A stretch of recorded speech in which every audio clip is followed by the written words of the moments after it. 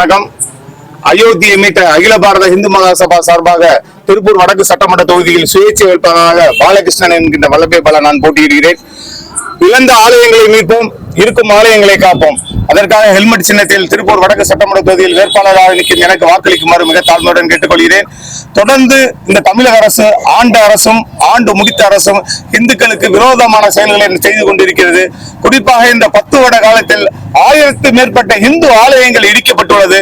அதனால் அகில பாரத இந்து மகாசபா சார்பாக நான் போட்டியிடுகிறேன். எனக்கு ஹெல்மெட் சின்னத்தில் வாக்களித்து இழந்த ஆலயங்களை மீட்போம், இருக்கும் ஆலயங்களை காப்போம் என்று கூறிக்கொள்வதோடு, அயோத்தியில் எம்பெருமான் ராமருக்காக ஆலயம் அமைக்க பாடுபட்ட இயக்கமான அகில பாரத இந்து மகாசபா மீண்டும் காசி மதுராவை மீட்க போராடி கொண்டிருக்கிறது. அதனால இந்த இந்து சமுதாயம், இந்து வாக்காளர்கள், என்னை போல இந்து வாக்காளர்களுக்கு, இந்து வேட்பாளர்களுக்கு ஓட்டளித்து வெற்றி பெற செய்யுமாறு மிக தாழ்மையுடன் கேட்டுக்கொள்கிறோம்.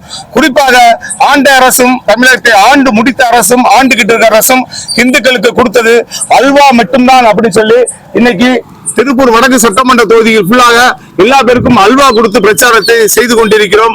நல்ல வரவேற்பு இருக்கிறது. ஹெல்மெட்டுக்கு நல்ல வாக்களிக்க மக்கள் தயாராக இருக்கிறார்கள். அதனால் தயவு கூர்ந்து வடக்கு சட்டமன்ற தொகுதி வேட்பாளர்கள் ஹெல்மெட் சின்னத்தில் வாக்களித்து என்னை வெற்றி பெற செய்யுமாறு மிக தாழ்மையுடன் கேட்டுக்கொள்கிறோம்.